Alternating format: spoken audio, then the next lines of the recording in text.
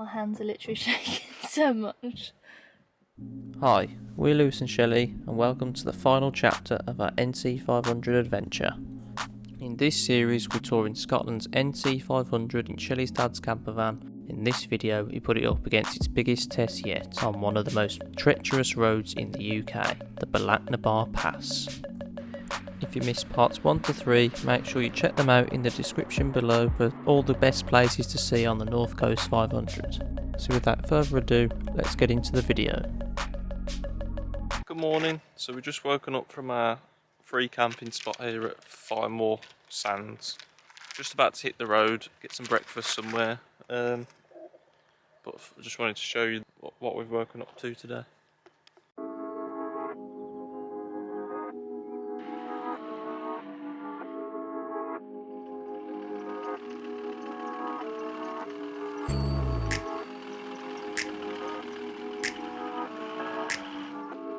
We're in good spirits this morning, the sun's shining, the birds are tweeting and flying around, and there's no bloody rain, so that's good. And I'm finally straightening my hair.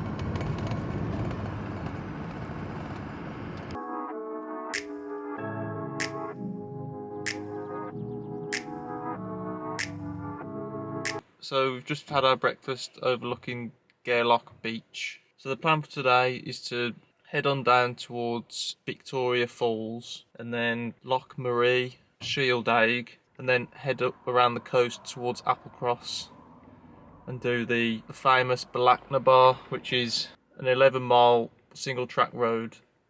I think it's the steepest road in the whole of the UK.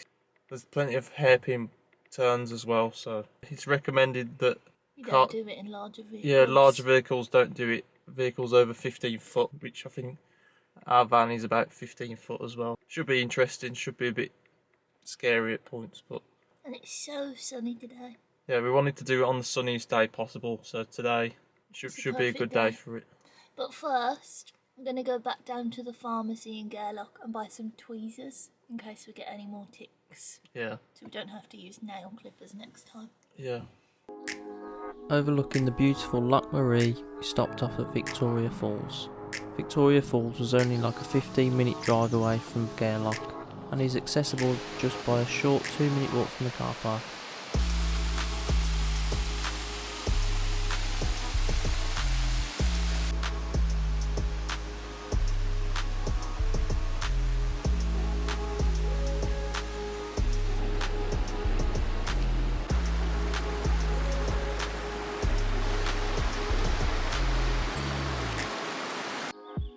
Just a 25-minute drive from Victoria Falls, we came across the Ben Agan Nature Reserve, which gave us an even better view of Loch Marie. From this nature reserve there are plenty of walking trails that you can do, but because we had a lot planned that day, we decided to move on.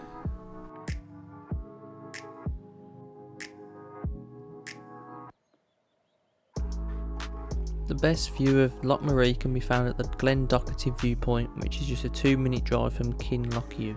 This is also one of the most iconic views of the NC500 and should definitely not be missed.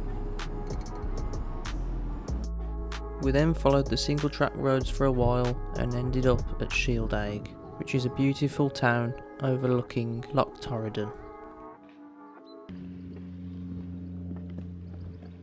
As the sign suggests, you may even spot white-tailed eagles at Shieldaig if you keep your eyes open for them.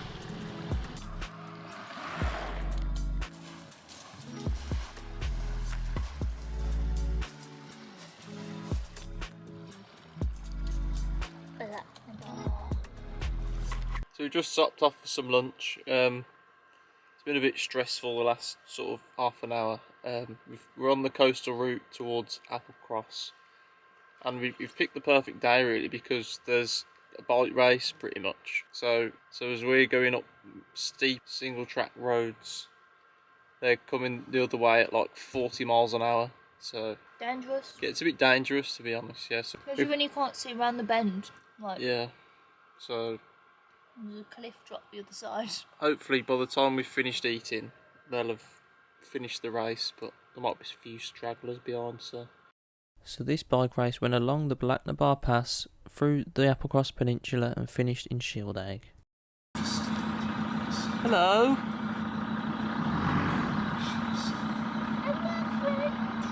Come see us. God. Hello. Hello? Hi, cows. Bye. I'm so happy. The views on this stretch of road towards Applecross are some of our favourites of the whole trip. The sea shimmering in the bright sunlight was truly captivating. Hello?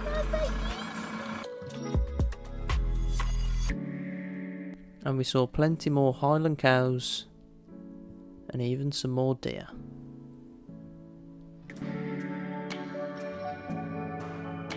Bye bye, dears. On a warm day, all you want is a nice cold refreshing drink. So at Applecross, we did just that.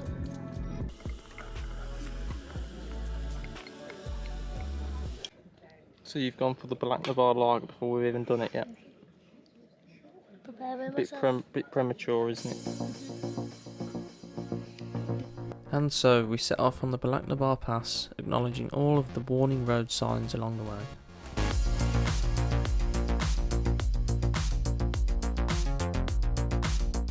I feel like we're the highest we've ever been in a vehicle ever. You could never be too comfortable on this road, as every turn you made you could guarantee there'd be a car there, or even in your rear view mirror there'd be a local in a rush.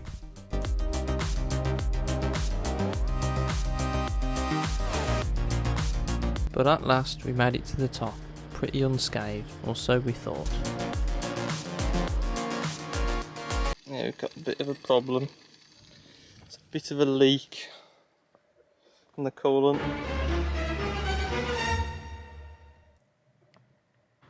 So we're just sitting at the top of the Bealach bar. This is the current situation. We're just waiting for the engine to cool down so we can top up the coolant again and hope that it's not a serious problem. Because the current coolant is leaking out of the van. Well, it was. I think it stopped leaking now, so we just need to top it up again and see what happens. But hopefully it was just that I was pushing the engine a bit too hard, and hopefully it's all right once we get down the bit down the steep bits. But I'm scared. we're at the top now anyway, so no more inclines going upwards. You don't know that? Well, it's the viewpoint, so I'd say it probably is. The coolant's refilled and we've set off Back again. on the move, hopefully through a steady descent.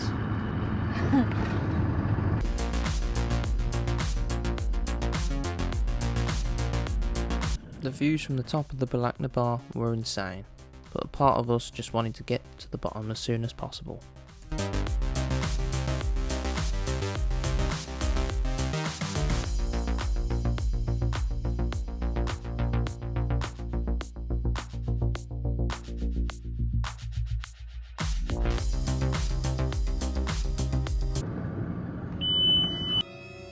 We'll have to keep going now, aren't we?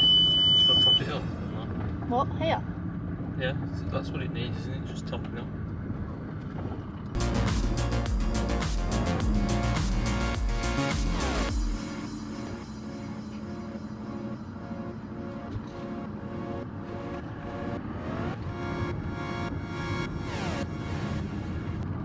Just stop it. No, just keep. This is the last bend now, Lewis.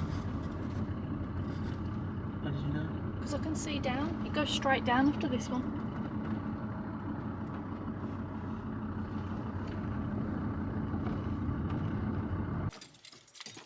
So we're literally.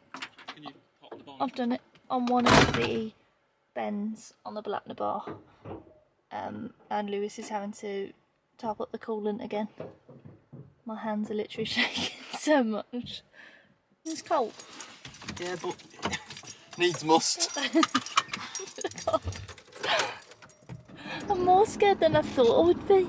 I haven't done it all the way up still. I'm just I have to buy another bottle. This right. can't remember if I put the cap on. Oh, Lewis. Up the bonnet again. This car's I really... don't know what he's doing. Where are you going? Honestly, what is wrong with people? What is he doing?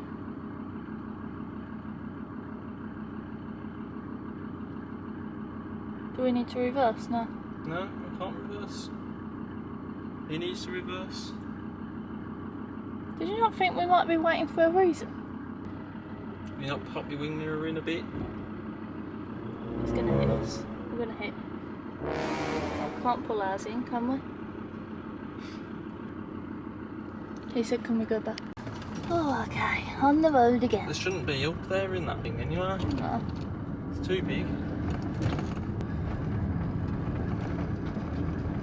He's walking. I'm walking the Bealach. Oh my god, I just remembered all those cyclists drove up here earlier.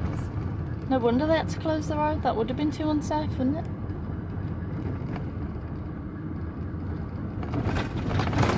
When you're in a van that's done 262,000 miles, it's not for the faint-hearted, this, to be honest. It's done good this trip. It's just we've kind of pushed it to its limits today, I think. The coolant problem's been no recurrence, but it's not really a massive issue. We'll just keep an eye on it, I guess. Look at that view though. I think it would be fine if you're doing it in a car or on a bike, but I think in a camper van it does get a bit scarier, busier parts of the road. I think if you did it like early in the morning or later in the evening, you'd probably be fine. But when you've got like huge, it's hard to manoeuvre across big vans that shouldn't be on the road in the first place. Caravans on it, it makes it a bit more challenging. Just keep swimming, just keep swimming. Got full bars of 4G now as well. First time today. First time in about 2 weeks. My hands have just about stopped shaking. At the bottoms and so. I never ever thought that in the middle of the Bealach bar, on one of those turns, we'd have to pop the bonnet. Oh wow, look at that. Oh god. Like I was dreading just driving down, let alone having to pop the bonnet on one of them. Because I forgot to put the coolant cap back on. I think I was just in panic mode. How was your experience on the Bealach bar? I think had I been in a van which wasn't spewing out coolant all over the floor, I think I would have been alright. But yeah, it's oh, what was that? You have to keep your eyes peeled, is what I'll say. It's not. Oh, yeah, it's probably the most challenging road I've ever driven on. So after a long day, we made it to the wee campsite. And it's beer o'clock. Now it's time for a barbecue. So on the menu today, we've got Richmond sausages, vegetarian ones, and then we've got halloumi, and we're going to make it into a halloumi and sausage sandwich.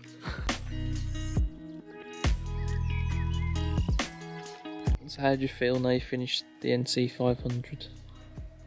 Tired. I'm gonna need a shower. But like I've had the best day ever. Best day or best? Oh, best week ever, but today especially. Nearly 2 weeks. Yeah. I don't know. It's hard to even like think about it all. Like it all just blends into one.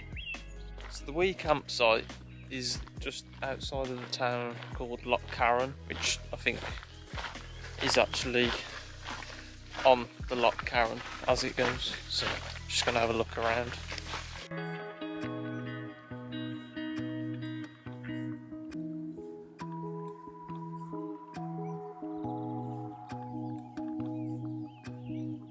Did you know that this town and loch are named after a middle-aged white woman called Karen?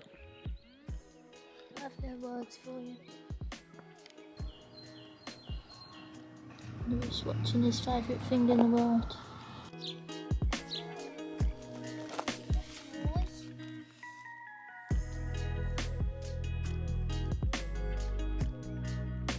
So as we've now conquered the Bealach, pretty much means that we've we've completed the NC500. Tomorrow we're going to head to the Isle of Skye, so we're no longer going to be on the north coast or west coast anymore, I suppose not. All in all, it's been amazing, to be honest. We've enjoyed all of it. Kind of sad to be finishing it. We'll do it again. Yeah, we'll do it again at some point. I don't know when, but it's definitely worth it. As with all epic adventures, the lows can be low, but the highs can be astronomical. The biggest thing you take away from these adventures are the stories that last a lifetime, and with these videos we've captured them forever. But this is just the beginning. Coming up next, we take on the awesome Isle of Skye, and there's plenty more where that came from. Thank you for watching, and please make sure you like, comment, and most importantly please subscribe. And we'll see you in the next adventure.